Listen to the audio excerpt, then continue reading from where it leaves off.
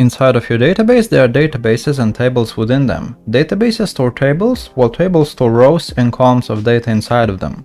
Some database management systems have concepts called views. Views act as virtual tables in that they don't store data themselves, but save the results of a certain query in a virtual table.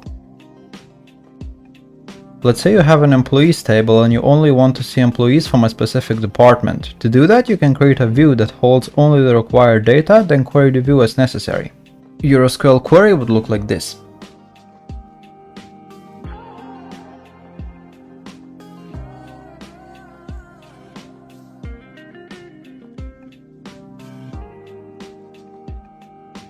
After you create such a view, you can query it like so, and whenever you do, you get a list of employees in the sales department, just like it was a separate table. Views do not occupy storage space because they don't store actual data, but rather store proceeds from queries. In other words, when you query a view, MySQL runs the underlying select statement on the current data in the table specified by the view.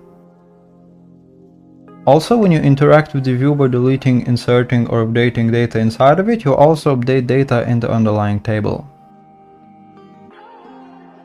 So these are views in MySQL. If you enjoyed this tutorial, make sure to subscribe to see more content, and until next time.